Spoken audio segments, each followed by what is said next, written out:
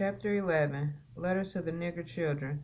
Discard the act of christening. Justice is a white woman. Epistles to my nigger beings. Niggers, God, Church, and Ministry. First letter. Discard the act of christening. My love kind in darkness.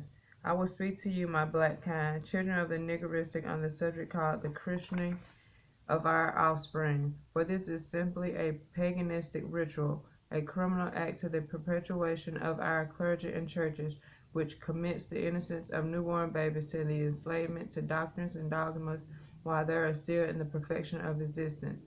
Ironically, too, I must remind you that this practice is neither advocated nor supported in the Judeo-Christian scriptures, which you hold so dear and sacred. Bear with me, my niggeristic children. Why should the soul and spirit of an infant child, during its purest state of godliness, be committed to a concept of God of which the parents themselves are not certain? Which such an act is the ritual of condemnation to the very perfection of the infant child, without its consent or consciousness. Is it not rather a symbol of human sacrifice and offering to atone the sins and guilts of the parents who fear for the salvation of their own confused souls? The christening of the infant child is not only uncalled for, it is a desecration of all that we would call holy, for it confines the soul and spirit of the child by committing it into a tyranny which will never fully recognize nor appreciate. Such a practice assumes that the free soul and spirit of the infant will be unable to cope and contend with sin as it becomes conscious of its God self. What could be further from the truth? Can we defend the act of christening with illogical explanation, condemning the child unto the Lord? I said no, for what is the Lord but the consciousness of God with oneself? How can an infant be committed unto Lord who is outside its consent or knowledge? As a result of christening, it is no wonder that lost nigger souls spend their lifespan floundering in futile search to find their oneness with his or her God self, because of the ignorance, fear, and superstitions of the parent who separated them from their God self at birth. Whereas I address these words to all peoples, my children, I direct them specifically to my niggers and black kind. The christening was conceived by the Judeo-Christian Church and its clergy to assure that their number of converts, if you will, my nigger parents in ignominy, go on and become converts to Christianity. But why sacrifice the innocence and purity of your offspring to it, while they are already in their state of innocence and perfection? Come on, my nigger roots. Give the spirits of our black children a choice. Let the doctrine of the Judeo-Christian Church prove itself to them. Let it be the will of your children to become converts. That is, if they will to have it so upon their awakening. Let them decide, even as your Savior, Jesus of Nazareth, who you worship, decide as to whether he would decline to worship in the temples of his fathers. Search your own hearts, nigger parents. Admit that you have no right to commit and confuse the spirits of your offspring unto a worship and servitude of your Lord, a God of whom they know nothing, and at the time of their lives when they are not even able to know. If Jesus of Nazareth was Christian until the church of his fathers at infancy, he certainly did reject it when he became conscious, and his happened when he reached the tender age of 12 years old. Remember, I admonish you, my niggers in Christ, as I conclude, let these of my words remain with you. It has been said, at first our children learn to love us later. Later they learn to judge us. Afterwards, perhaps, maybe, they might come to forgive us. There will come to the time, more often than not, that you, my nigger parents, will have to seek the forgiveness of your offspring. You're committing their souls and spirits to the worship of the concept of God, whom they do not know and perhaps will never come to know. Second letter. Justice is a white woman, to be shared by my niggers who never met her. Dear black kind in my life, I write you these words, my black kind people, in case that you never come to know justice. It all came to me one night in a dream, and I had always believed that Justice was a white woman. I am a nigger, so I was seldom allowed in her company. Being a nigger, I always addressed her as Miss Justice, for this was the formality I had been taught to observe when addressing white ladies, and this was long before I had become a secret lover of justice. Once in my lifetime, I was even afraid to speak of her, much less speak with her. Oh, but that many dark and silent evenings that I stood at a distance and observed her from afar, beholding her incomparable charms, her lavish promises of life and love, so long denied me my black kind because of the pigment of our skins. I would send her secret messages of endearment and desire by means of mental and spiritual telepathy of my undying love and affections, but somehow she never seemed to hear nor answer me or even acknowledge my presence. She would just stand there in the moonlight, smiling as though she considered my entreaties amusing. I had even come to hate Miss Justice, for seemingly I would never come to know her intimacy. Of course, her eyes had always been covered with a blindfold, placed there by the ones who had ravished and deceived her, to make certain that she would never see again.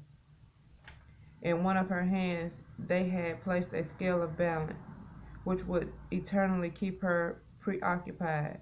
In the other hand they had given her a sword to hold, that she would strike blindly at all strangers who came within reach. Thus I feared to approach her, else she destroyed me at the point of her weapon. For Miss Justice was blind and could not see. The scales which she held were tipped horribly against my kinkind. I was frightened to approach and tell her of this imbalance. As a result, I live in the fear of blind justice. I pray in the futile hope that one day the blindfold will fall from her eyes. One evening, as I observed from my safe distance, I noticed that Miss Justice no longer seemed to smile. Rather, her face seemed somewhat saddened and time-worn, as if she strained to listen and hear my songs and prayers of denial. I thought I saw her lean toward my direction in order to catch the sad sounds of my refrain. Though I knew that Justice was by no means a virgin, I thought that I saw her tremble as a young bride in starvation for love. Tremors shook her beautiful body so that her scales tipped almost back into balance. Wearily she lowered the arm that held the sword. She leaned in my direction as if she had heard me. I crept closer to see under the dark cover of that cloudless night, chanting my songs and hymns of endearment. She waited there wearily and listened, trembling as a young frightened doe. Then she relaxed as I came closer and whispered, crooning my devotion and love. Then I heard the voice of Justice, replying to my songs of endearment. "I see you, my lover," she said to me. Her voice was riding the caresses of gentle breezes. "How long have I awaited your coming? This blindfold with which they have covered my eyes is time-worn and rotted away. I have heard you from afar, hoping that you would come.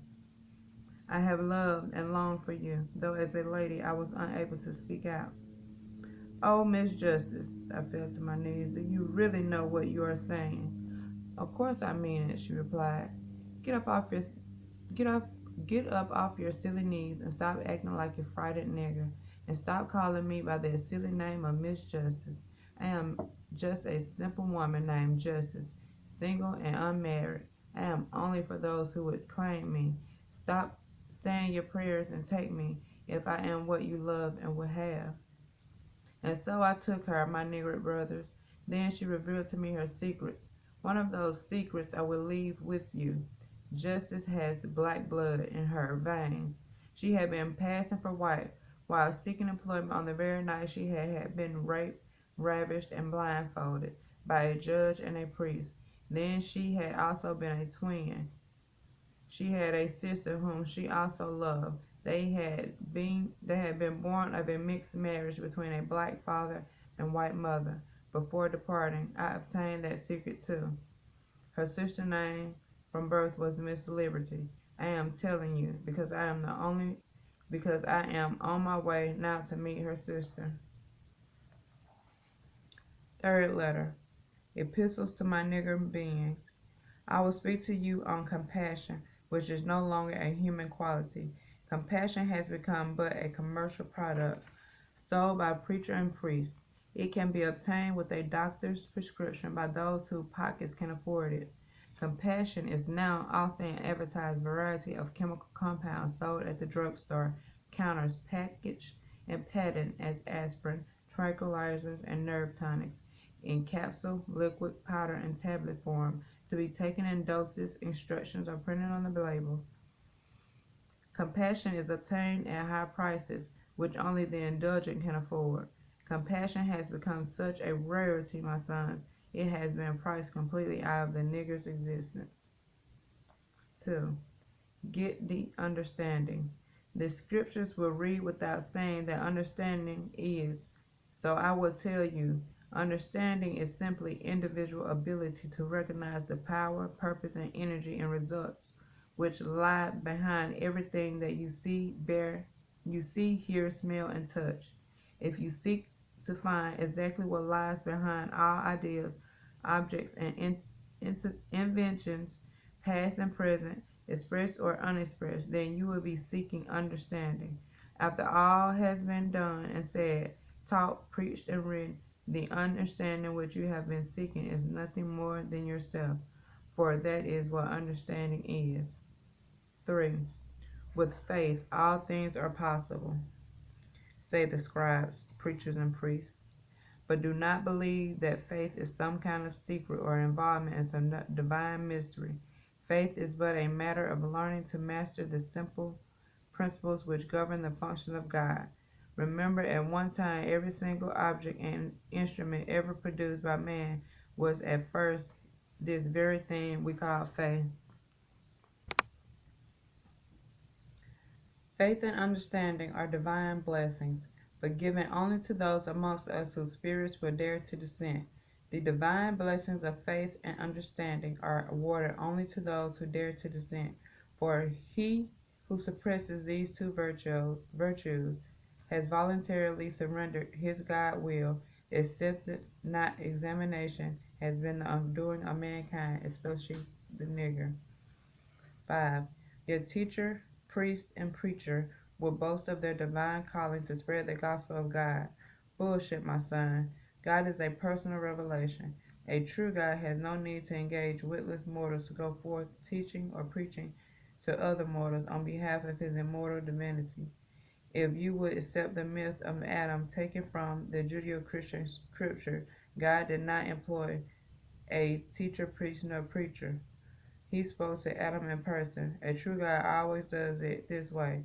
Those mortals who are amongst us who would teach, preach, and pray for you are simply criminals or spiritual idiots who address you only to make certain that the devil and hell will become a reality. 6. If you embrace the doctrines of Christian and Jew, then you must admit the presence of hell and the devil. But who are the makers of these two unrealities?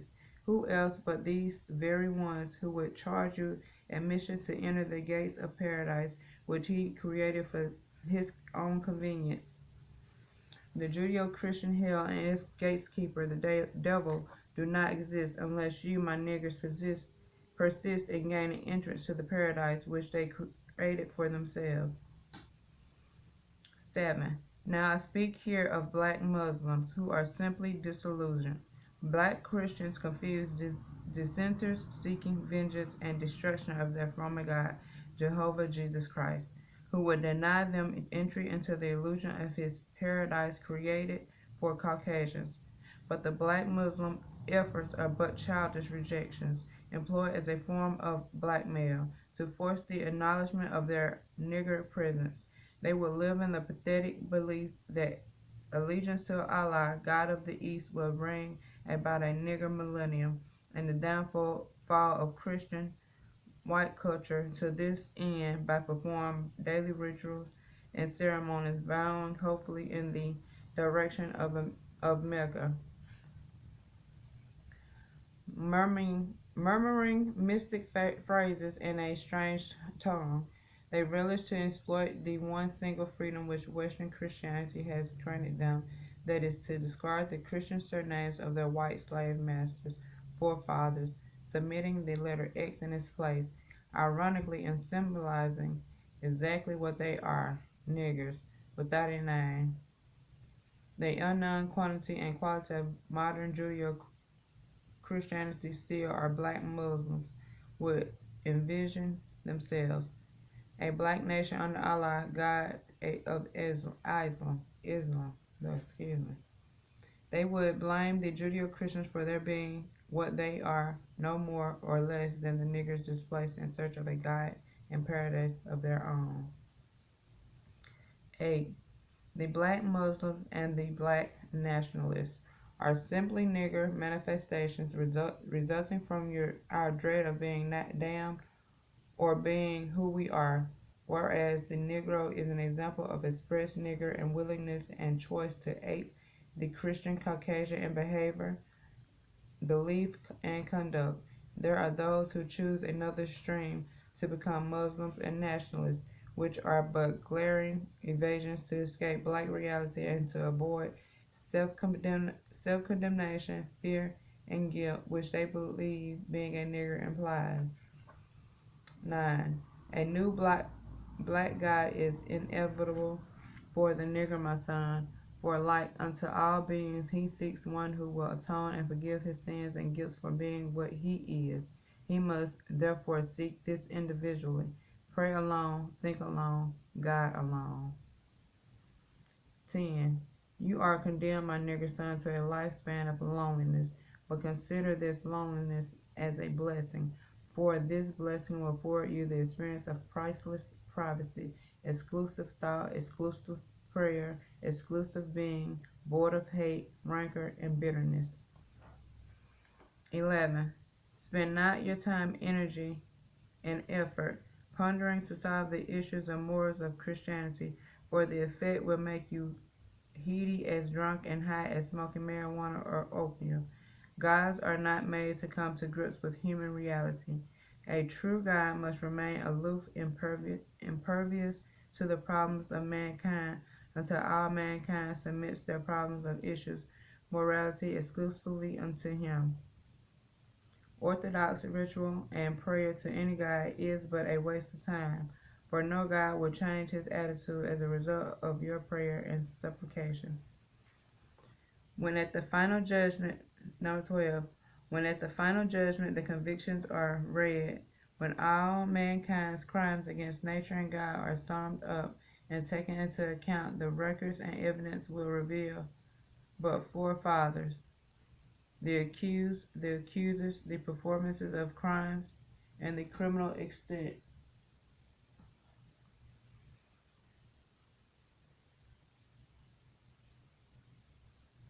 of the performers. The verdicts, the verdicts will prove such major culprits as the church, the preachers, and priests as accessories after the fact in the crimes against humanity and God. But the final court will be forced to show, despite the accumulated evidence and witness, that we ourselves individually offered support of our minds, bodies, and spirits, that such unredeemable crimes might be committed, and why not any nigger, my son? This is what we have to know as salvation. 13. My son, I will speak of the Negro. If you should elect to be identified as such, remember to be consciously Negro is to be nothing but a state of mind, constantly in turmoil and conflict with your natural state of being, blackness. Negro is but the outgrowth of a contagious mental anemia which ravishes the brain of all black kind. Scientists have developed my name for it. Psychoneurosis, a nervous disorder of mental origin resulting from anxiety, frustration, and failure to become transformed from black people into white. But consider the nigger, then you consider yourself. For nigger, my son, is a natural state of being so identified because of your three distinctive eternal colors, hair, and facial features. The nigger is a conscious reality. The Negro is a consciously nothing, castrated in the confusion of Judeo-Caucasian doctrines, while placing his hopes of fulfillment in belief that the myth of Christian baptism will wash all his troubles, futures, and skin color away. 15. Now Terry, my nigger son, I am re-emphasized. A nigger was, a nigger will always be. Nigger is a natural state of being. A negro ain't. Nothing is real. Never was anything more than an unnatural state of mind, and if ever the obsessions of his tortured soul to integrate or recognize, then the Negro would have never been. So he would then have been transformed into white, and he would be the first to look back and agree here with me. There never was any such thing as a Negro. 16. Consider the lamprey and the flea. Which kind of these two parasites would you be? The former is a reptile of the sea, the latter is a tiny black insect with 2 eyes, 6 legs, and a remarkable jumping ability. The lamprey survives by attaching itself to the surface of a fish, while like the great whale. Then there he clings unto death, sucking and gorging his way, eating a recess into the body of his victim. He hangs on tenaciously wherever the whale swims, sucking blood and feeding himself from the flesh of the mammal, even in time of danger and death, for the lamprey believes that he is actually part of the whale's body, a perfect illustration of stupidity and unnatural greed. Now take the tiny flea, who is a million times smaller than the lamprey in size, but a trillion times larger in brain. The flea lodges to survive on the warm blood and flesh at the hair roots of land roaming animals. But unlike the witless lamprey, he is aware of the particular differences between himself and the beast whose warm flesh and blood sustains him. For when danger or death becomes imminent, and the flesh of the beast becomes cold and dry, the flea jumps away to unask the scene and seek his survival elsewhere. This is nature in its truest form. 17. Which is the better example? Be quick about it, my black kin. Shall you die blindly holding with the tenacity of the lamprey? The Negro is the living parallel to the lamprey of the sea, who will forsake his feast on dead, cold white meat to jump away and become a nigger, had he but the wisdom of a tiny black flea.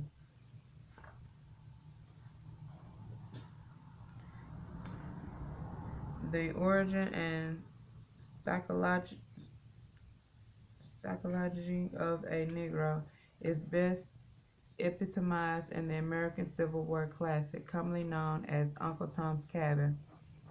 The classic example is the little slave girl named Topsy, who accounted for her black presence with the simple explanation, "We just growed," and who dramatized further her pathetic and childish journeys to become white by covering her features and body in cornstarch or flour. Fourth letter. Niggers, God, Church, and Ministry. My dear brothers and sisters and black kin, this time I write you again that you think on a subject which I have dwelt on before, Niggers, God, and your church and its ministers. There will be those amongst you who will cry out for my indictment, brand me with meaningless words as atheist, infidel, blasphemer, and godless. Meaningless words because they are nothing except criminal sounds uttered to describe any truth seeker who dares to point up the folly and fallacy in the presence of God concepts people allegedly serve.